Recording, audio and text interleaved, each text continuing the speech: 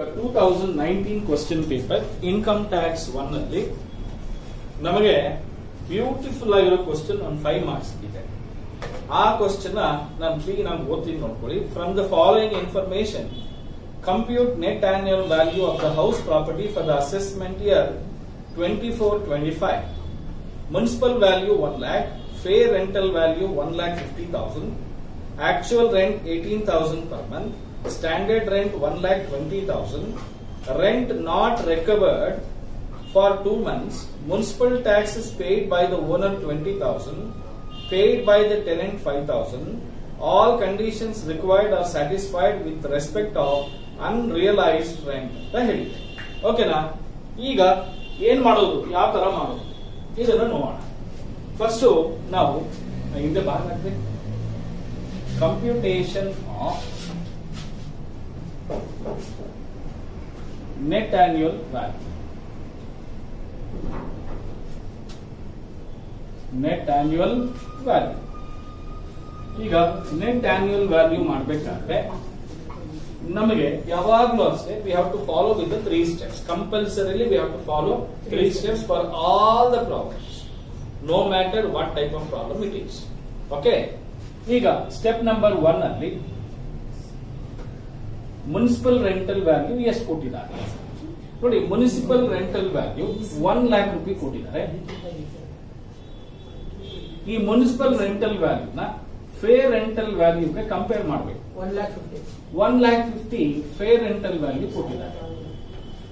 ಈಗ municipal rental value ಮತ್ತೆ fair rental value, ಈ ಎರಡು ವ್ಯಾಲ್ಯೂಸ್ ಅಲ್ಲೂ ಕೂಡ ಯಾವ್ದು ಜಾಸ್ತಿ ಇದೆ ಇವೆರಡರಲ್ಲಿ?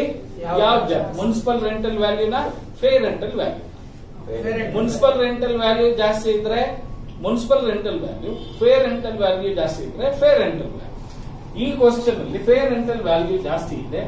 ಯಾವ್ದು ಜಾಸ್ತಿ ಇದೆ ಅದನ್ನ ಸೆಕೆಂಡ್ ಸ್ಟೆಪ್ ತಗೊಂಡ್ಬರ್ತೀವಿ. ಸೊ ಫೇರ್ ರೆಂಟಲ್ ವ್ಯಾಲ್ಯೂ ಜಾಸ್ತಿ ಇದೆ, ಕರೆಕ್ಟಾ? ಎಷ್ಟಿದೆ? 1,50,000 ಇದೆ.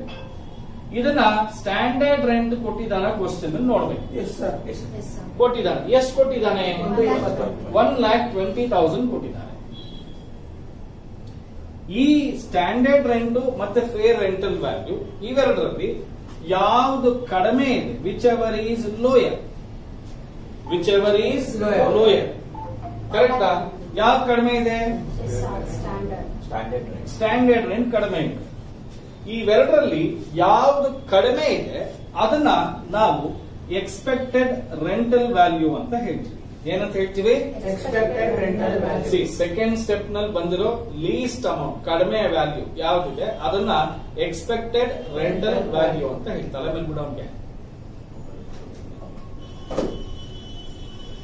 ಇವೆರಡರಲ್ಲಿ ಯಾವ್ದು ಕಡಿಮೆ ಇದೆ ಅದನ್ನ ನಾವು ಎಕ್ಸ್ಪೆಕ್ಟೆಡ್ ರೆಂಟಲ್ ವ್ಯಾಲ್ಯೂ. ಯಾವ್ದು ಕಡಿಮೆ ಇದೆಯಪ್ಪ? 1,20,000 ಕಡಿಮೆ ಇದೆ. ಇದನ್ನ ನಾವು ಆನ್ಯುವಲ್ ರೆಂಟಲ್ ವ್ಯಾಲ್ಯೂ ಅಂದ್ರೆ ಒಂದು ವರ್ಷಕ್ಕೆ ಎಷ್ಟಕ್ಕಪ್ಪ ಬಾಡಿಗೆ ಕೊಟ್ಟಿದ್ದಾನೆ ಅಂದ್ರೆ 18,000 rupees ಪರ್ ಮಂತ್ ಗೆ ಬಾಡಿಗೆ ಕೊಟ್ಟಿದ್ದಾನೆ, ಕರೆಕ್ಟಾ? 12 months ಎಷ್ಟಕ್ಕೆ ಬಾಡಿಗೆ ಕೊಟ್ಟಂಗಾಯ್ತು? 2,16,000 ಗೆ ಬಾಡಿಗೆ ಕೊಟ್ಟಿದ್ದಾನೆ. ಇದರಲ್ಲಿ ಅನ್ರಿಯಲೈಸ್ಡ್ ರೆಂಟ್ ಅಂದ್ರೆ ರೆಂಟ್ ನಾಟ್ ಕಲೆಕ್ಟೆಡ್, ಕರೆಕ್ಟಾ? ಎಷ್ಟು ತಿಂಗಳಿಗೆ? 2 ತಿಂಗಳು ಬಾಡಿಗೆ ಕರೆಕ್ಟ್ ಆಗಿಲ್ವಂತೆ. ಹಾಗಾದ್ರೆ 2 ತಿಂಗಳಿಗೆ ಎಷ್ಟಾಗುತ್ತೆ? 36,000 ಆಗುತ್ತೆ. ಹಾಗಾದ್ರೆ ಎಷ್ಟು ಕಲೆಕ್ಷನ್ ಆಗಿರುತ್ತೆ? 180,000. ಈಗ ಈ ಎಕ್ಸ್ಪೆಕ್ಟೆಡ್ ರೆಂಟಲ್ ವ್ಯಾಲ್ಯೂನ ಅಥವಾ ಆಕ್ಚುಯಲ್ ರೆಂಟಲ್ ವ್ಯಾಲ್ಯೂನ ಇವೆರಡರಲ್ಲಿ ಯಾವ್ದು ಜಾಸ್ತಿ ಇರುತ್ತೆ? Which ever is higher. ಯಾವ್ದು ಜಾಸ್ತಿ ಇದೆಯಪ್ಪ ಇವೆರಡರಲ್ಲಿ? 1,80,000. ಓಕೆನಾ?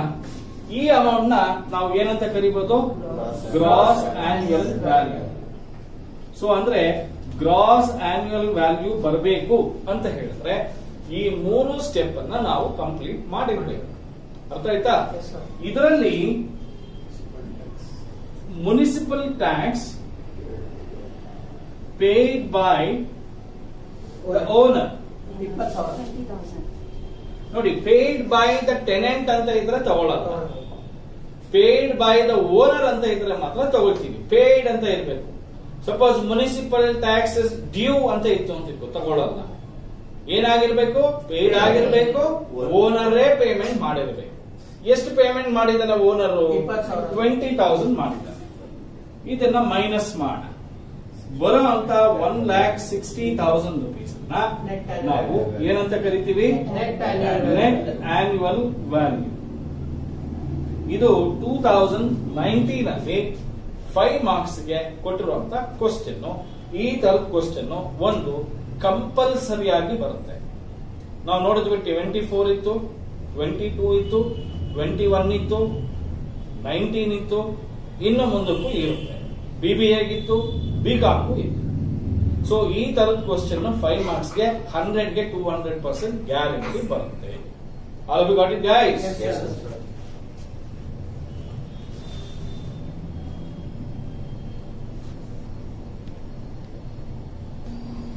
ಓಕೆ ಗೈಸ್, 2018 ಕ್ವಶನ್ ಪೇಪರ್ ಅಲ್ಲೂ ಒಂದು 5 marks ಕ್ವಶನ್ ಇದೆ. ಸೇಮ್ ಏನ್ ಮಾಡಿದ್ವಿ ಅದೇ ತರನೇ ಇದೆ. From the following information compute net annual value of the house property mister Ganesh for the assessment year 24-25.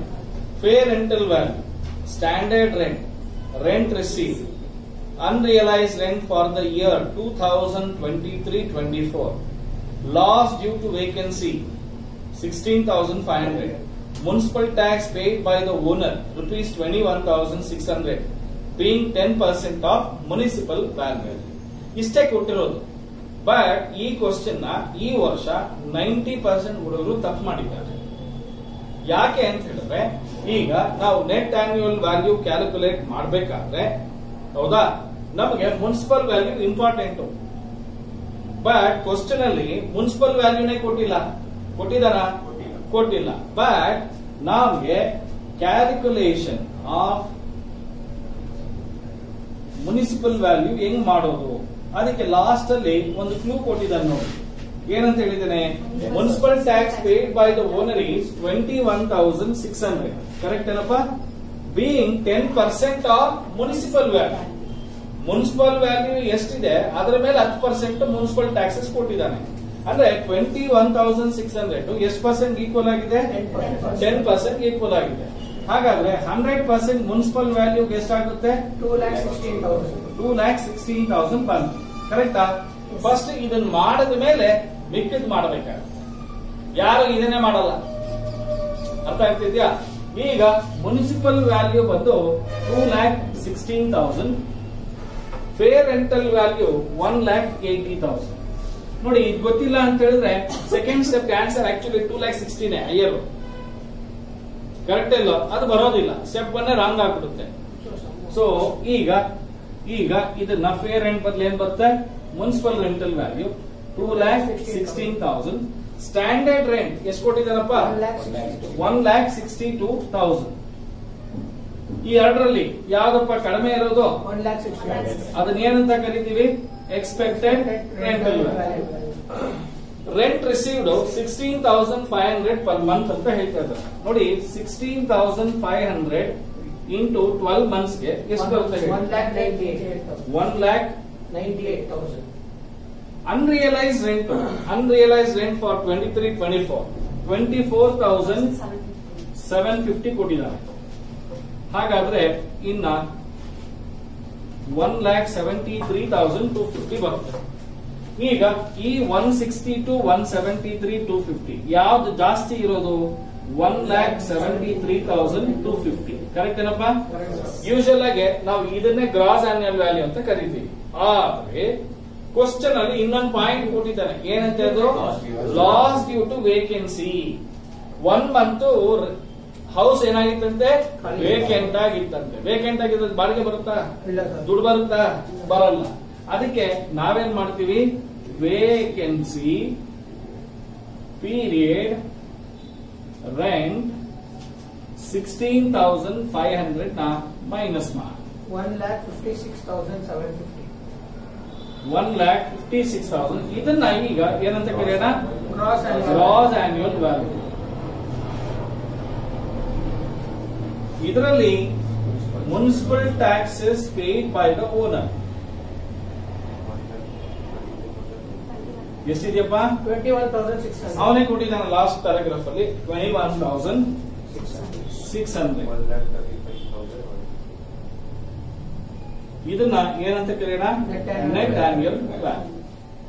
ಇದು 2018 ನಲ್ಲಿ ಕೇಳಿರುವಂತ ಸಿಂಪಲ್ ಕ್ವಶನ್.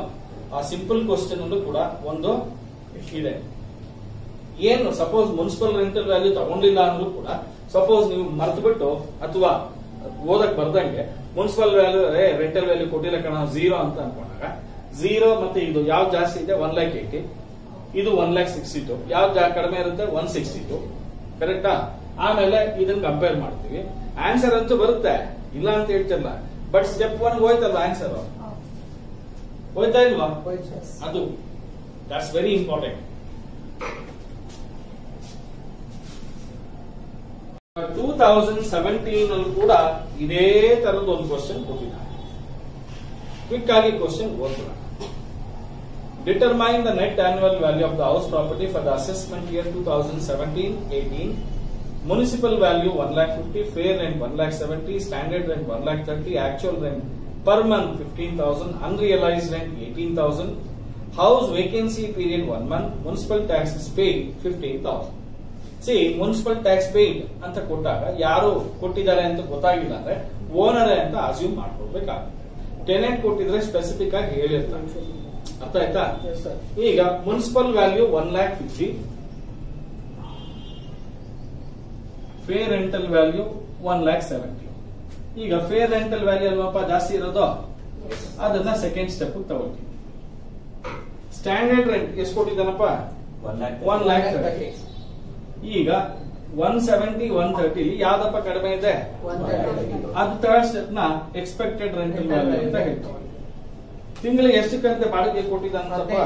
15,000ಗೆ ರೆಂಟ್ ಕೊಟ್ಟಿದ್ದಾನೆ. 12 monthsಗೆ 1,80,000 ಆಗುತ್ತೆ. Unrealised rent 18,000 rupees ಬರಲ್ವಂತೆ. ಆಗ ಬರೋದೆಷ್ಟು? 1,62,000.